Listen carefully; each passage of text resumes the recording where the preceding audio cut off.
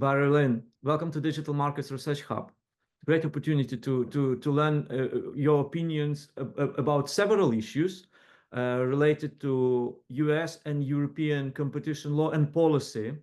And my first question is about your kind of normative disclaimer, about your vision.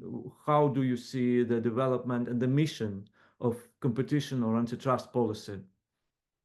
Yeah, no, thanks for having me. This is I mean, this is such an important topic. Yeah, so I've been doing this for more than 20 years at this point, and it's most people tend to, when they first come to conversations about competition policy, about antitrust, they see it as a pretty technical issue. These are, it's something that experts engage in. It doesn't have much to do with their lives. What we want folks to understand, and this is based on having dug into this issue in great depth over the course of, a quarter century now, anti-monopoly is foundational to democracy. It's how we protect our democracy. It's how we make our democracy stronger. Anti-monopoly is foundational to human liberty, or as people in Europe would speak about it more, personal sovereignty and autonomy. And, it's how we protect ourselves against the control and manipulation by large, powerful corporations. Anti-monopoly is how we, build a better world. It's how we sort of break choke points in our in patents and technologies that people use to lock us into old ways of doing things.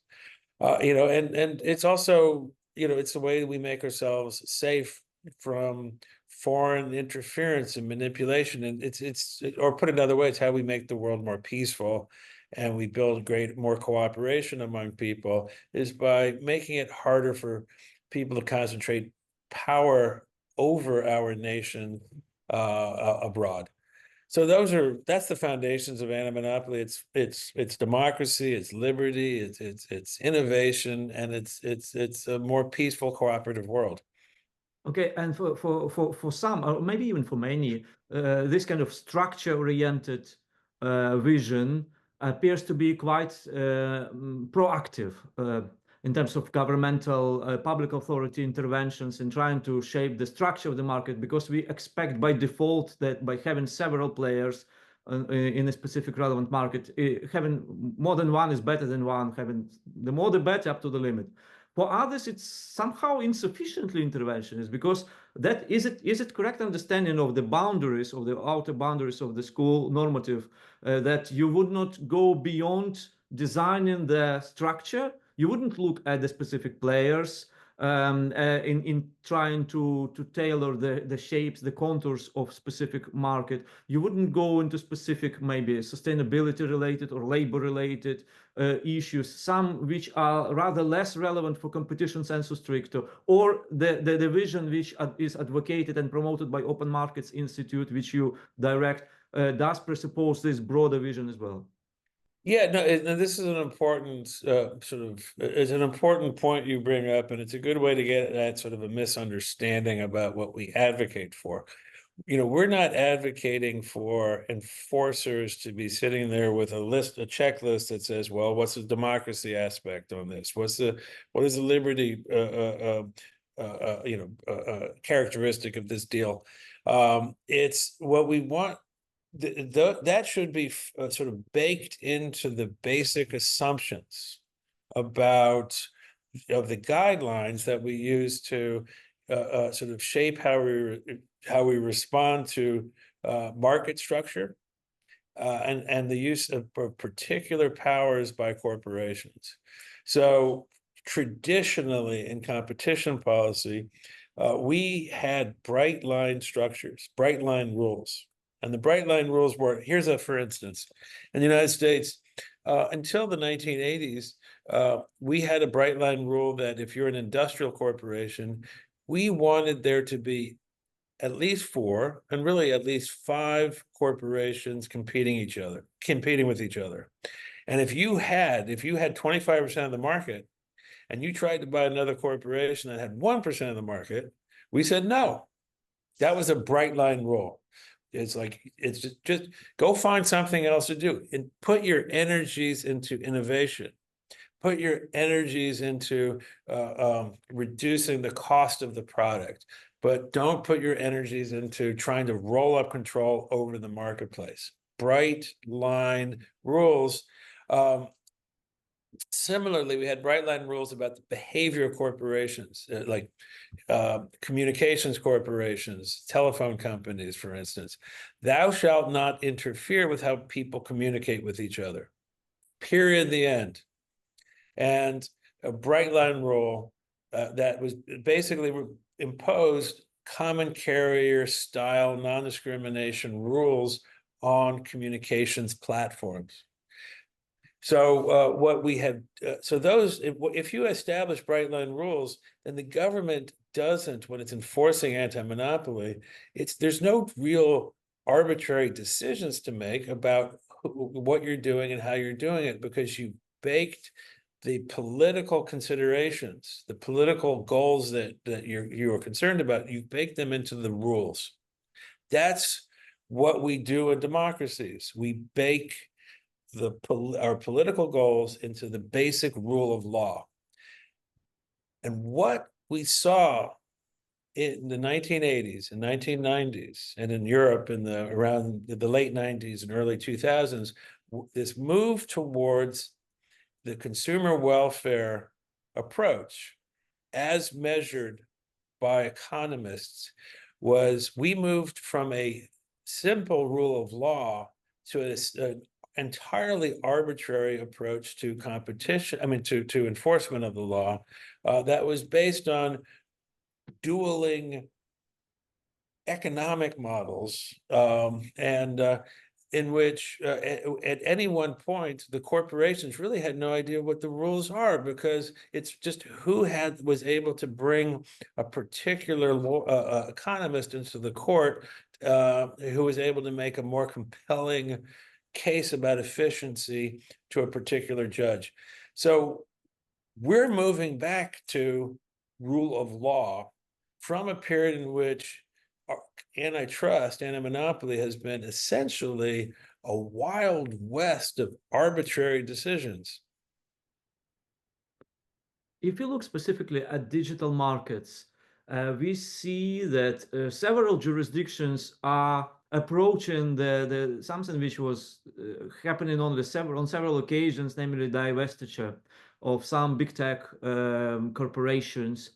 On the other hand, we hear and sense that digital markets are prone to tipping, they are inherently entrenched, and you can only have, it's a matter of network industry and consumer inertia, particularly if underpinned and fed by black, dark patterns, etc., that there is only room for one or maybe two player in core platform service. So they're prone to, the gatekeepers must be, or it's very hard to watch. So what's the end game? Should we try to avoid gatekeeping status per se, or is it something where should we look at the substance of player, or maybe focus on behavior of these players vertically rather than challenging the horizontal status quo?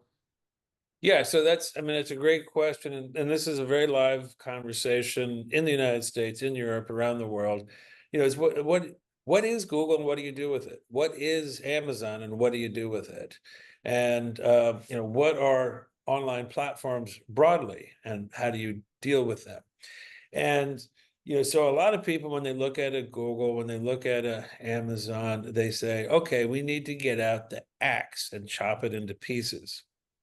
And but in some cases, as you note, when you're dealing with online platforms, the nature of the internet, the fact that there's really just it's a single space where people come together, we can imagine cases in which network effects really do result in a platform that is dominant within a particular line of business. And so that could be something that's good for people. Sometimes, having a platform with real network effects where people are bringing all their ideas and their products and interacting with each other, like say with the sale of books. Maybe there's, people really just want a single place to, go and sort of trade books online, which is very different than the physical world, because in the physical world, you need bookstores all over the place. If that's the case, that's an okay thing. But then what you do is you put the axe down and you bring out your behavioral your rules, your traditional rules on behavior, and that's where you get into common carrier style non-discrimination rules, which is what we have used going back, to the beginning of electronic communications, at the beginning of the telegraph age in the 1840s. These are the rules that we have used to ensure that these technologies, these network technologies, work for the public, and that the people who control them are not able to exploit their control of the network to manipulate and govern individual people and individual companies. So it's like, yeah, what you do, what we're looking at in the digital space now is something that is often more like what we have seen in the past with railroad networks, with telegraph networks, with telephone networks. And if you're looking at that, you reach for a different toolkit, and the toolkit is non-discrimination, common carrier style regulation. Okay, so we somehow acknowledge the inevitability and unavoidability of the structure in digital, or at least in some digital markets, which is why it will be not very prudent use of resources trying to change the law of gravitation, the law of gravity, so to say, rather than it. Okay, it's interesting because for me it's something rather new, because that's my intuition, but I would not consider it being the very commonly articulated argument. Moving from this, we have a jurisdiction, or actually two jurisdictions, which are very well advanced on the regulatory side, with adopting the new set of rules allowing more proactive approach to shaping competition in digital markets: EU and UK, with the DMA and its UK equivalent, the DMCCA. Some people say that it's kind of axiomatic or very prescriptive set of obligations. Others say that it gives a lot of discretion to the enforcers to select, interpret, turn a blind eye, and thus you receive a mandate as an enforcer, which is rather new. So where are you in terms of your evaluation of the potential and the mission of these acts? Do they have to empower the enforcers to be more proactive, or is something just giving you more flexibility in pursuing some incremental improvements?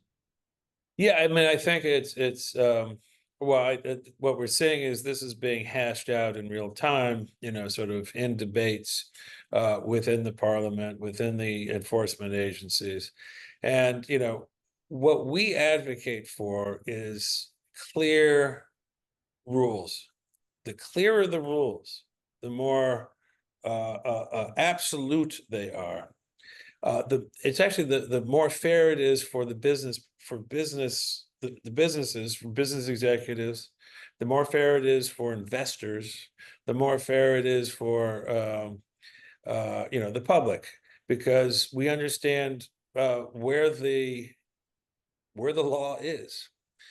So what we don't want is any kind of we don't want arbitrary discretion to be exercised either by the people who run the most powerful corporations in human history, right? So Google is perhaps the most powerful corporation in human history. We do not want the people who control Google to exploit that power to treat individual people and businesses in an arbitrary fashion, because that leads to extreme concentration of power, a pyramidization of control, and something that looks kind of like fascism.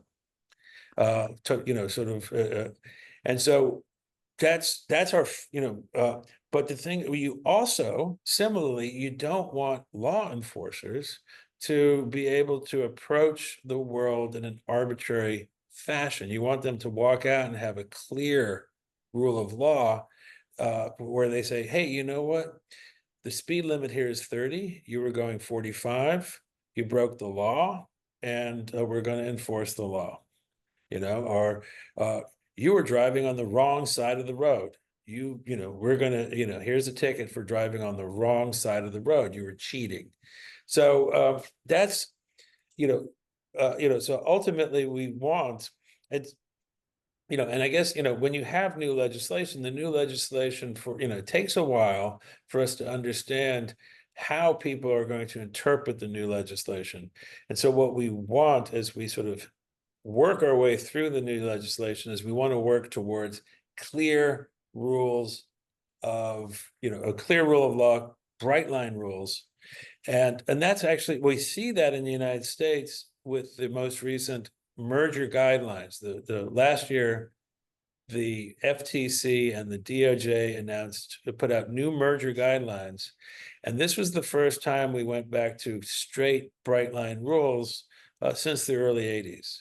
And so in the United States, the enforcers are saying, this is how we're going to approach this. They're using, this is how we're going to interpret the laws through bright line approach. So our suggestion in Europe is that should absolutely be your goal. It makes your job simpler, and it makes the outcome, it's the best for both the public and for the business community, because everyone understands where the lines of the law are. Okay, there are two readings of these bright line rules maxima.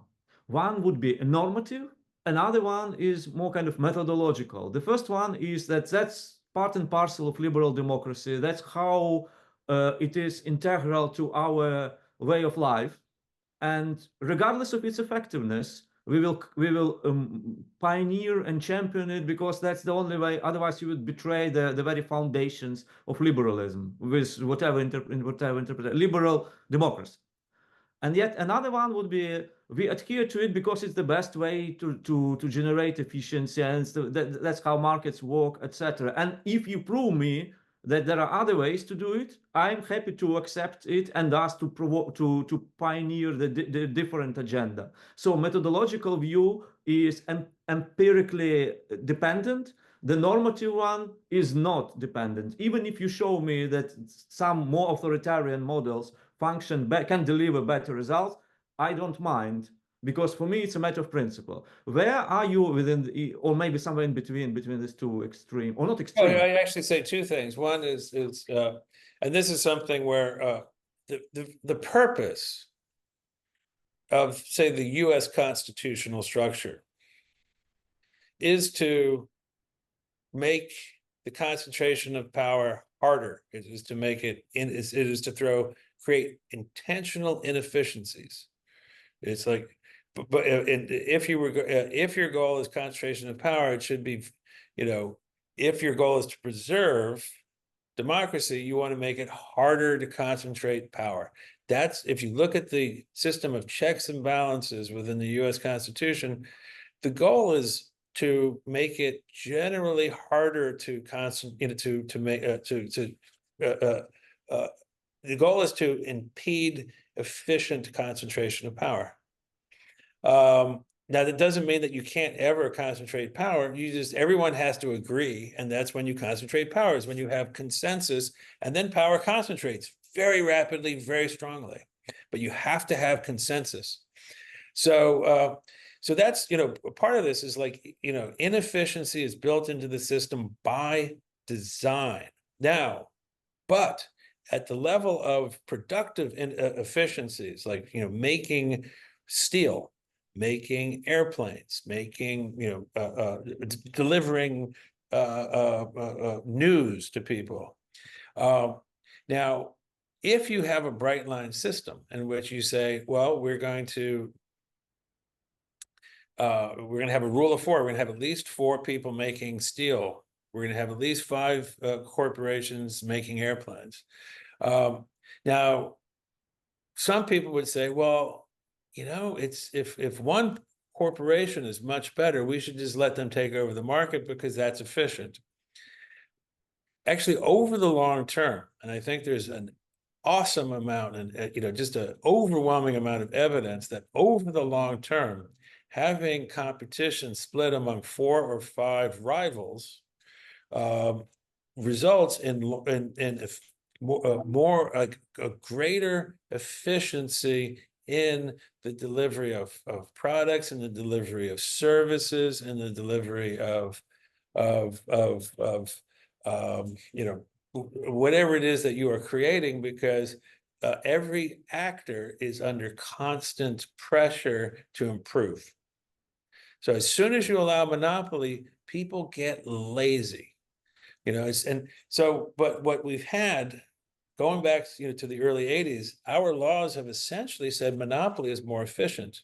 Now, this is the exact opposite of everything we've learned through the history of political economy, and it is provably wrong in almost every instance, except in the case when you're dealing with things that must be monopolies because of network effects, like the telephone, or, you know, and then again, what you do in that case is you bring out a separate toolbox.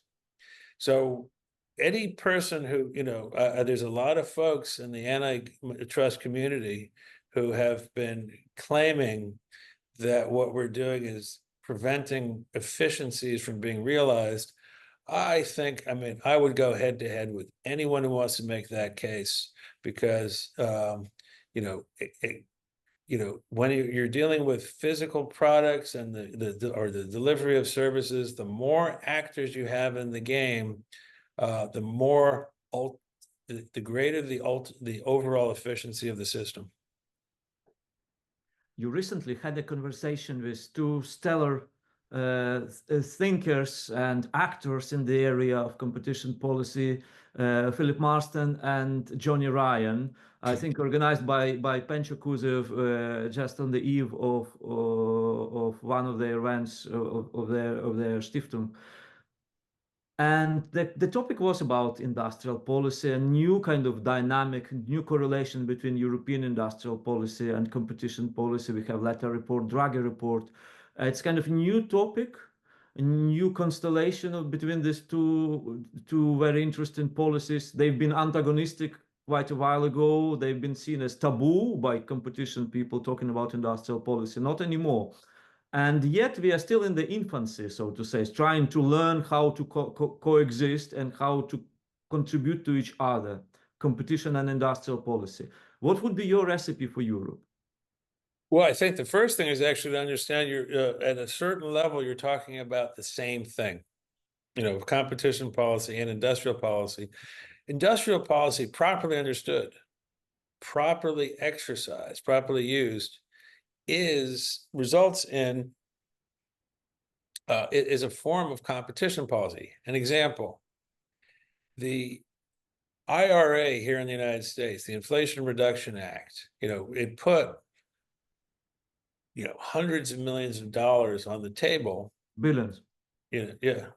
I mean, hundreds of billions of dollars on the table, you know, to build new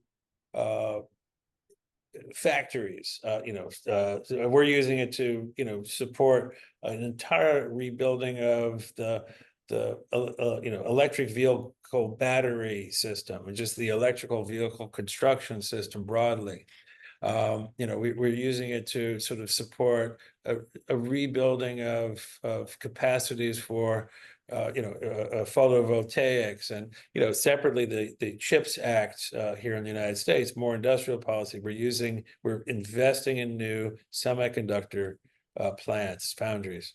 And so what we now you could say, oh, that's industrial policy. But it's also what you're doing is you're using money to break choke points, because, say, semiconductors, the semiconductor manufacturing capacity was, because of errors in policy 20, 25, 30 years ago, because of bad policy, we ended up with almost all of the high-end capacity for semiconductors concentrated in Hsinchu in Taiwan. Now that is bad for innovation. And that is because, no one else can compete with TSMC because they just have so much power. It's also extremely dangerous because you have all of this capacity sitting on a physical fault line. Taiwan's on like the major earthquake lines, and it's right off the coast of China. So it's also a political fault line. It's really a fantastically unwise thing to let all that capacity sit in Taiwan. So how do you break the choke point? Well, you could you could say, well, we're going to try and bring antitrust, against it, or we're going to try and bring tariffs against it, and to provide a wall behind which you could build things. Those are slow-moving tools. Antitrust enforcement and tariffs are slow-moving. If you want to speed up the breaking of that choke point, you use money. So the IRA is. I have often described the IRA as one of the most dramatic anti-monopoly actions by the U.S. Congress in our history. And I think the Europeans should look at industrial policy as the same thing.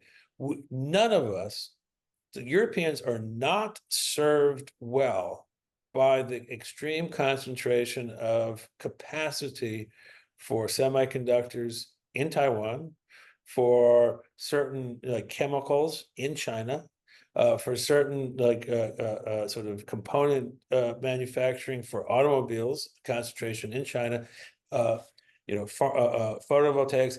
None of these concentrations are good for European industry. It's not good for European consumers. It's not good for European security. So now people are talking about using tariffs to guard against certain concentrations of capacity in China. That's great. Industrial policy, investment. This is what Draghi is actually talking about in his. It's like using industrial investment to break these choke points. Europeans should be embracing that idea now, today, and because it will result in a more vibrant political economy in Europe, and it will result in a safer Europe, and it will result in more efficient production in the long run. It's an investment today that results in more security, more redundancy, more resiliency, and more vibrancy. So so I would encourage people to say, these are not two separate realms. This is a single realm of action. That is, it's just different tools to achieve the same end, which is a more competitive, resilient, dispersed, distributed industrial system. But they yet would operate with very, very different methodological approaches and very different even philosophies. The philosophy with which you underpin competition policy is bright line rules, neutral, legal certainty being at the center of this, whereas the industrial policy would presuppose cherry picking some sectors or some players and investing into them, because otherwise you cannot make strategic investment. You need to prioritize prudently. Yeah, well, it's like, so I mean, they're part of a spectrum of policy that's a single spectrum. So bright line rules, that's for if you have a mature market, that's how you maintain a mature market and you prevent concentration. But then if you're in an emergency situation because you forgot how to enforce anti-monopoly, which is where we are now, we forgot. And we forgot here in America, we forgot in Europe. So suddenly, in America, early in the Reagan era, we embraced a radically different approach. We said, oh, monopoly is good. Monopoly is efficient. The Europeans embraced that idea in the late 90s, early 2000s, under Mario Monti, 2001. And then we also embraced this idea of trade. like this idea of, oh, we're of radical laissez-faire approach to trade, libertarian approach to trade. We're not going to worry about who does what where. We're all going to be interdependent. And that was in the 1990s, mid 1990s, Uruguay round of the GATT. And so then those are beautiful dreams, but then we wake up 20 years later, 25 years later, 30 years later, and we realize, oh my God, everything is concentrated. Everything is concentrated in one or two places in Asia, one or two places in China. Some stuff is concentrated in Korea, some in Taiwan, some in Japan. There's some stuff that's concentrated mainly in the United States. But this is having these hyper concentrations makes the entire system super subject to. It makes it politically dangerous because people will use these concentrations to exercise power over each other. And it makes the system subject to catastrophic failure because if you lose access to one of these choke points because of an earthquake, because of a breakdown in transportation systems, because for breakdown of political order in some place, you can have a catastrophic cascading event. We actually saw a lot of this during the COVID. So we wake up and we suddenly find that the world is not what we expected, that we have all these dangers, these threats. So then the question is, well, do we just go with using competition policy to preserve a status quo competitive system? Well, we have to relearn how to use competition policy, which we're doing, but then we also have to engage in emergency investments to break the choke points now.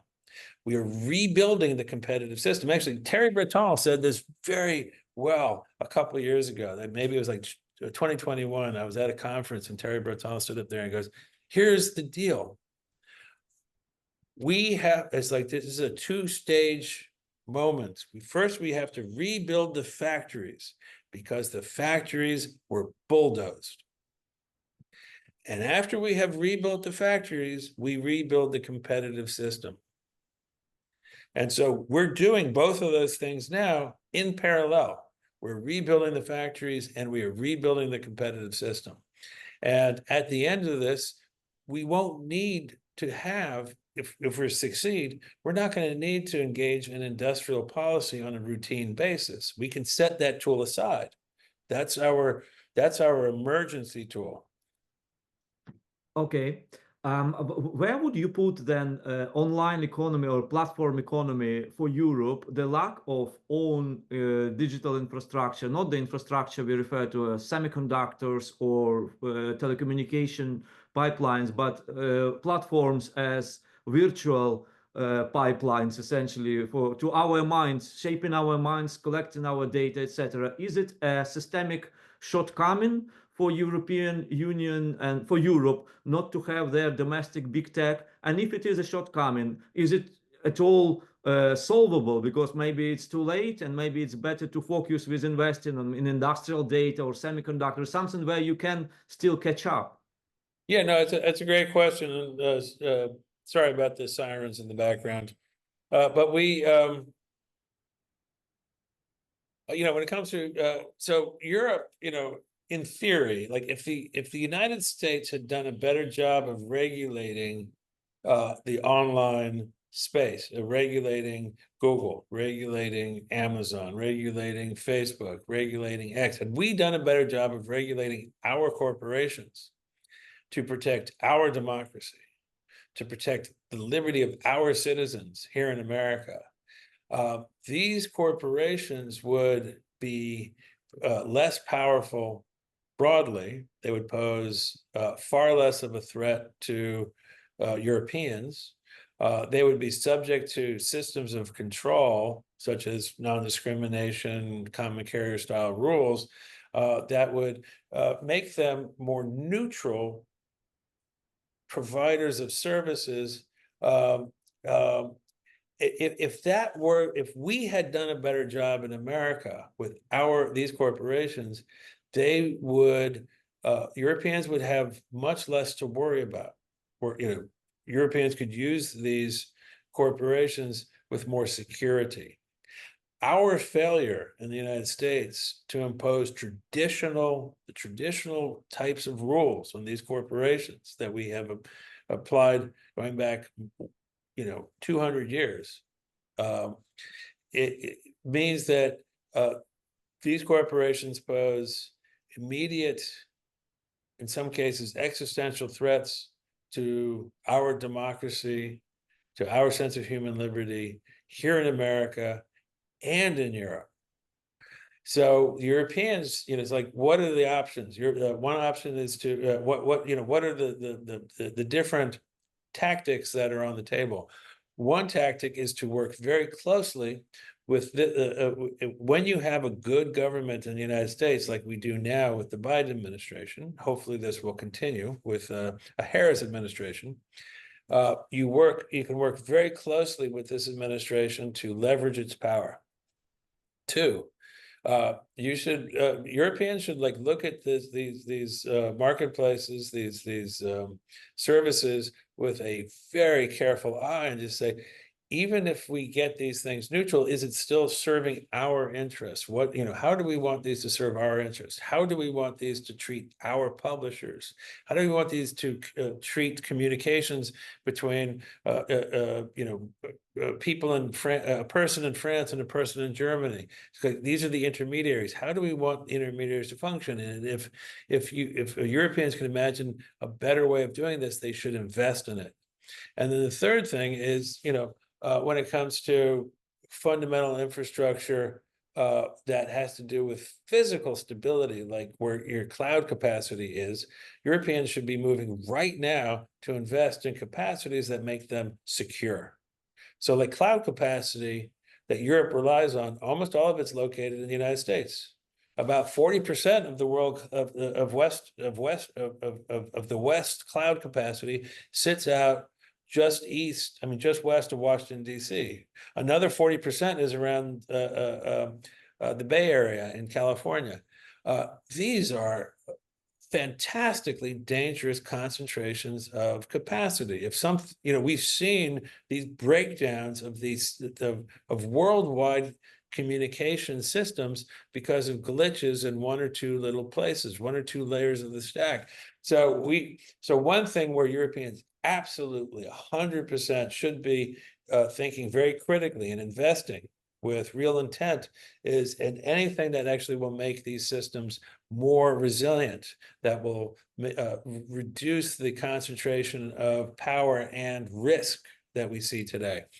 So that's, so if we succeed, if the United States and Europeans succeed in making Google safe for democracy, that's true. That will be true for Google broadly around the world. That creates space for new options, which Europeans should be looking at. But that's, the ideal is to work together to make the existing powers safe for democracy. But then the resiliency issue, Europeans should be focusing on that immediately, because it's like the China supply chain problem. These are concentrations of capacity that pose existential risk. China shuts down its exports tomorrow. Much of European industry just stops. We saw that in the COVID. It stops. It doesn't function. No factories. There's no drugs on the shelves. So that's why you have to rebuild certain capacities. But ditto with these communication systems. We can imagine catastrophic shutdowns of these systems. That is unacceptable for modern society. So we are smart enough to figure out how to make these systems safe. We should be investing in that today. Internet and democracy. The original vision may be idealistic, that with internet is a synonym of free speech. No censorship, access to information is pervasive. Now we somehow understand that many authoritarian regimes have adapted to this new reality quickly, and they somehow use these technologies to their own benefits, infiltrating, mutating our minds, people's minds. Billions of people are being somehow indoctrinated digitally as effectively as they've been done in a more kind of pre-digital Hebelsian style fashion.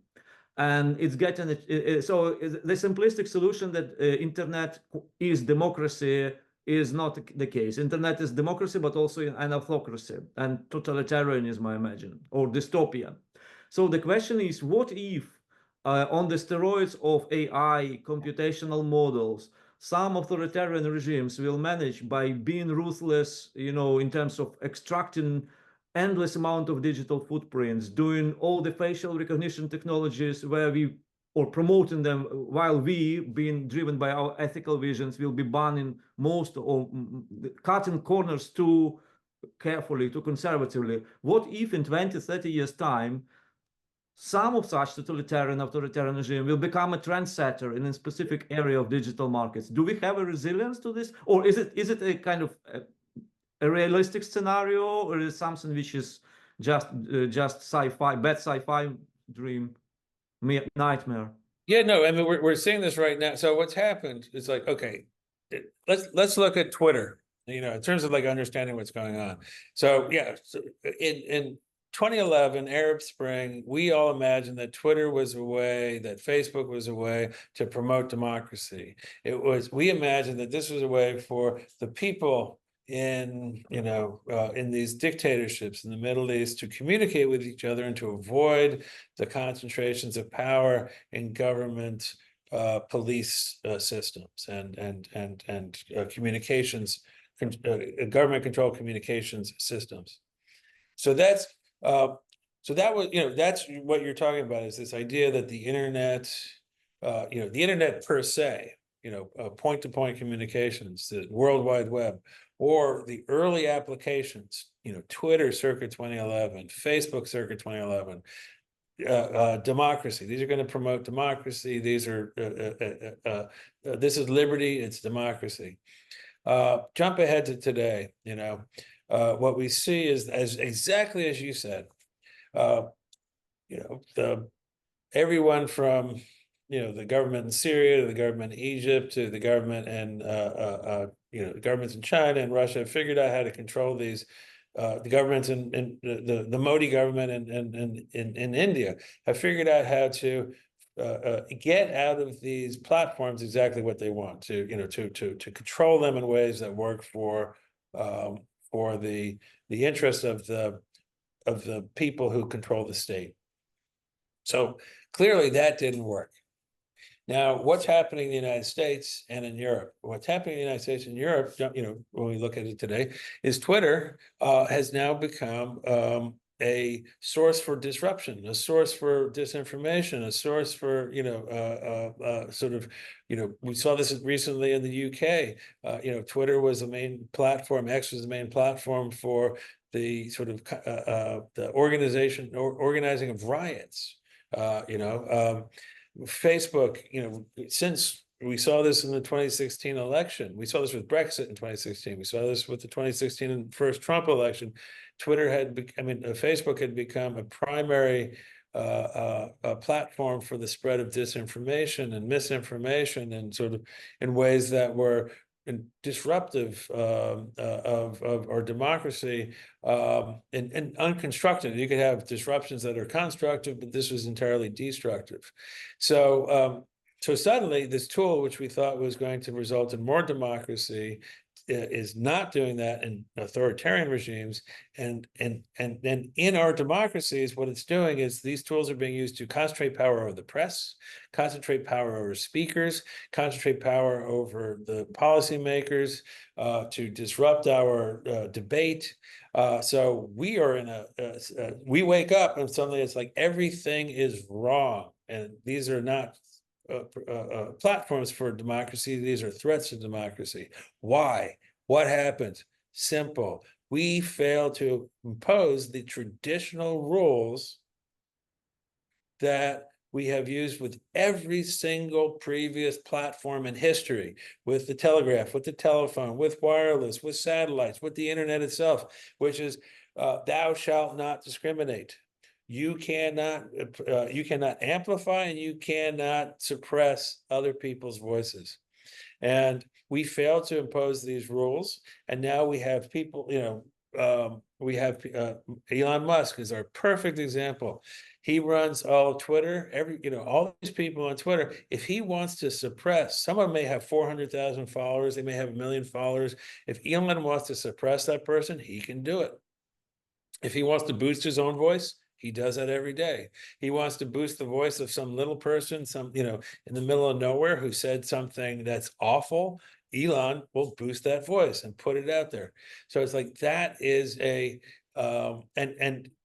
this use of these platforms to suppress, to censor, and to amplify, in contrast to amplify, which is also a form of censorship of everyone who's not been amplified. This is entirely new. And this is not a function of the technology. We could have seen this in previous technologies. We didn't in previous technologies because we imposed a different set of rules. So our lesson today, how do we deal with these threats to our democracy, these existential threats? We impose traditional rules. And, this is really quite simple.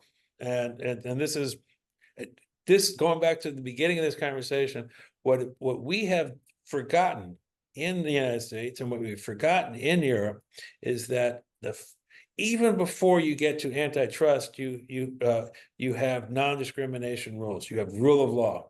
And here's an example of how that works. Sherman Act, that was passed in 1890. We see that as the beginning and at the federal level of antitrust, of competition policy in the United States.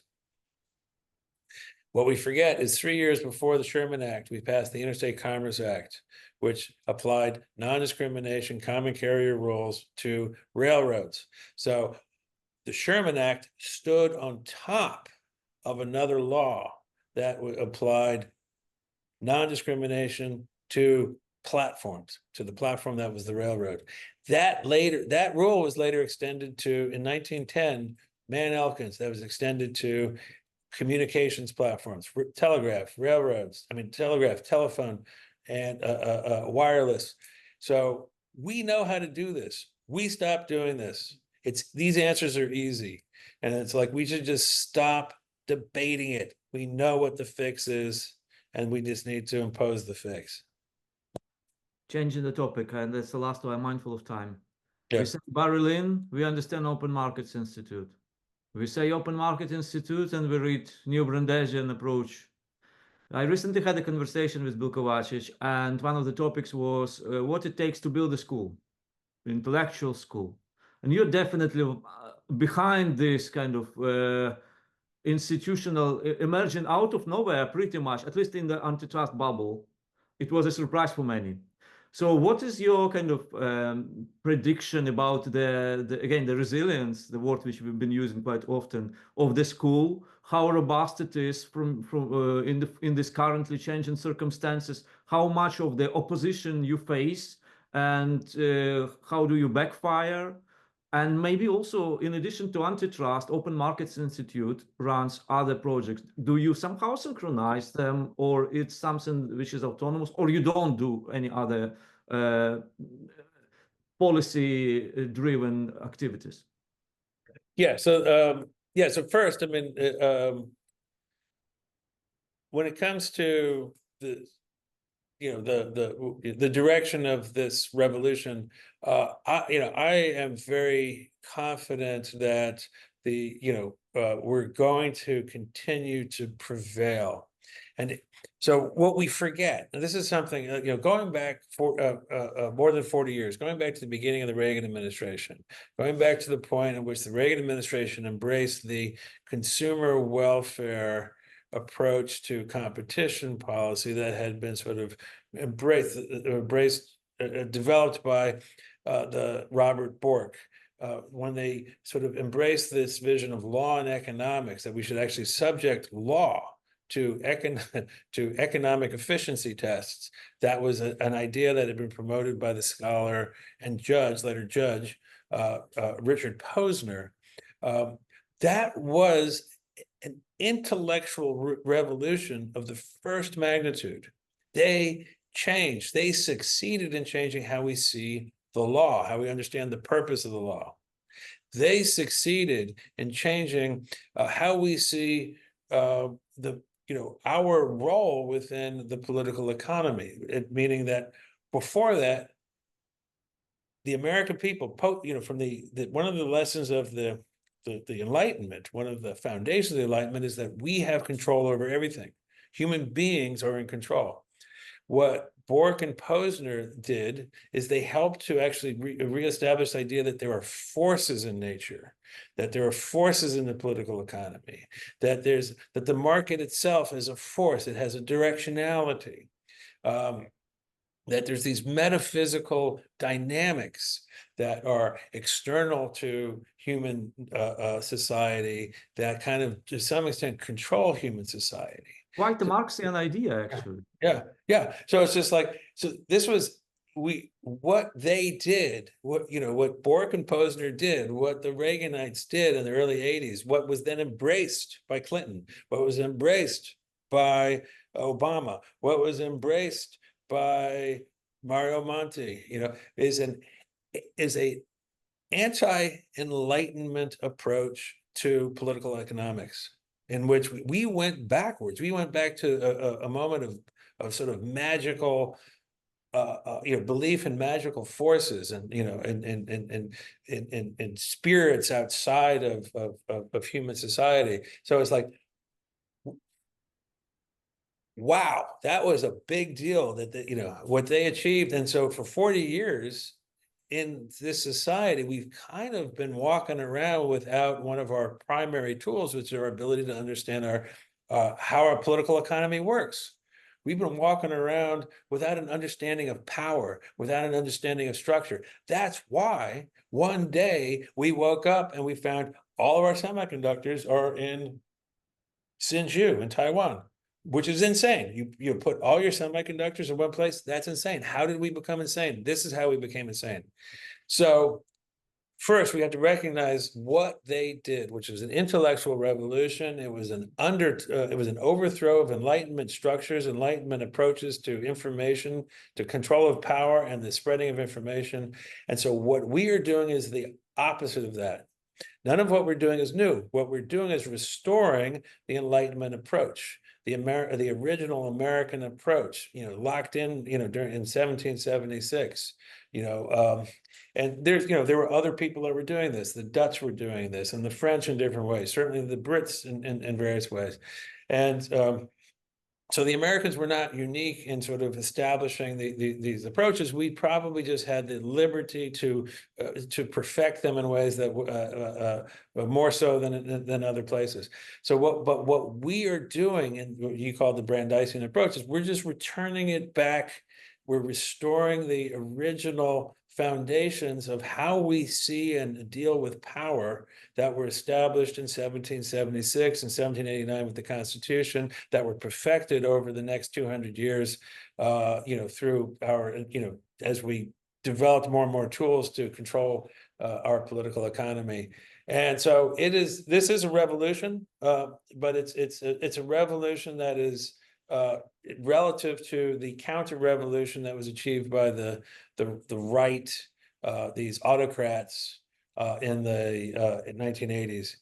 So it's a big deal. This is not just policy. It's not just like we're going to enforce the law more vigorously. What we're actually doing is we're making it possible for people to see the world differently, to see power, to see structure, to put their hands on structures and make those structures work for them, to put their hands on market systems and make those structure markets so that we get a better outcome for society. We get stronger societies. We get just more resilient societies, more resilient people. So this is what. So this is a big deal. It's not it's not just, hey, let's be more aggressive. What we're doing is we're rebuilding the foundations of true democracy and true liberty, and in ways that hopefully will actually result in something even more powerful, more strong, more resilient than we had pre-Reagan. But that's what you do, and it's really remarkable. Many people keep saying how you did it. It's like you did it with impressive efficiency. So say you having a kind of a group of people, like having the effect of Lina Khan's Amazon Paradox paper, which has been downloaded more than all other Yale Law Journal papers together. So you do. Is it a spontaneous kind of intuition, or you sit and plan strategically? Who do you this? Is it script? Do you have a script? Yeah, well, so I got to this back in 1999. So I'm a journalist. So I'm trying to like gather facts, create fact patterns, create analysis, and tell stories. That's what I do. And so I first saw this in 1999 when there was an earthquake in Taiwan, and that revealed this hyper concentration of capacity. And you say, that makes no sense. Common sense tells us you don't put all your eggs in one basket, and yet we put all of these semiconductors in a single place. That's crazy. So that was the beginning of my journey. And then, after I published my first book, which is 2005, it was called End of the Line. It was about the supply chain structure, the structure of the international production system and the flaws in that structure because of this hyper concentration.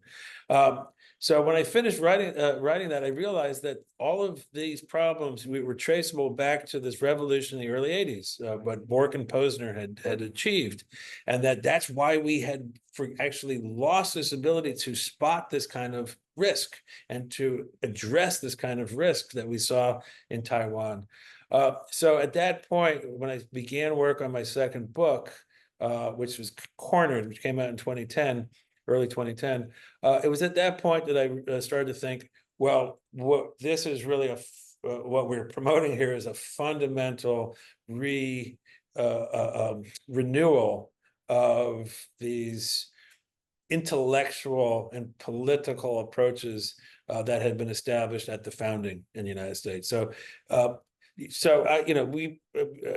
I became very focused on sort of putting the pieces into place, beginning in the 2006, 2007, and then Cornered came out in January 2010. That was essentially the primer for the people who are now the running the anti-monopoly movement, for Lina and for Cantor and for Tim Wu and for Zephyr Teachout, Teddy Downey. So it's like this was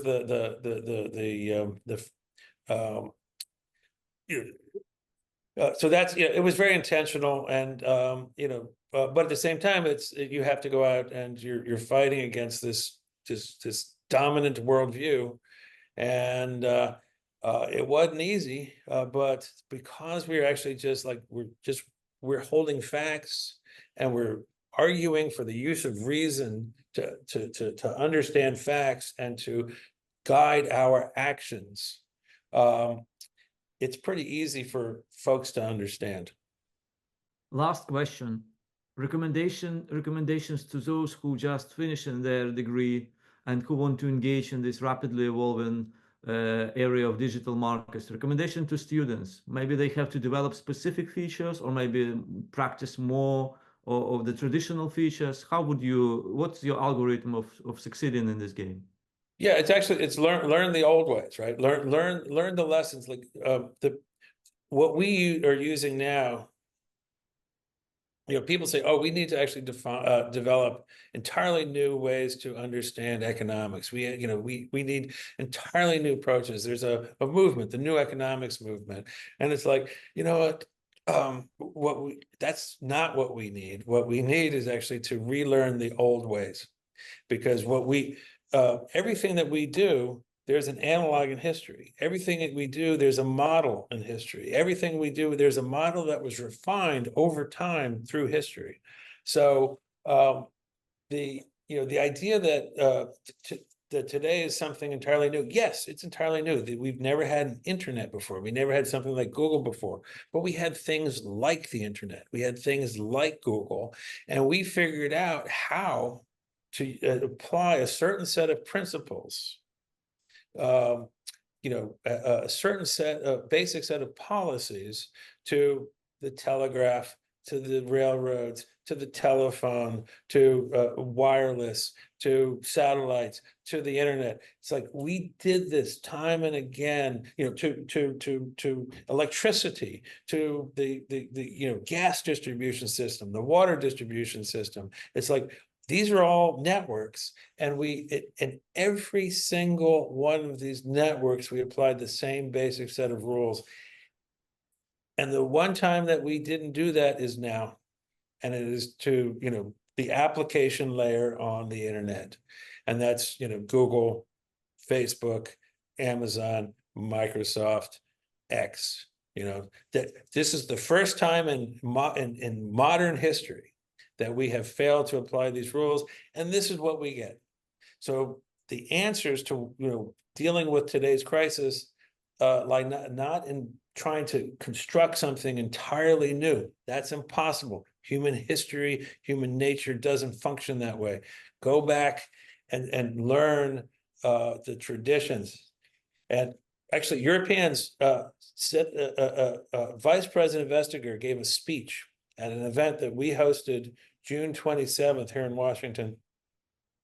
And at the beginning of her speech, Vice President Vestager goes back to the founding of the Europe, the refounding, the structure, the structuring of the modern European community after the end of the war.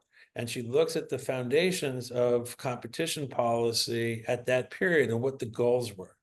And it's like, well, the goals are democracy, the goals are liberty. It's like and then Vestager, in that speech says the threat that we face is one of it's totalitarian in nature, because we have lost our connection to the original goals, which were using these tools to protect democracy and to protect liberty. So the answer to the future lies in the past. Barry Lynn, thank you very much indeed for this really informative conversation. Hey, thanks for having me. It's great to see you.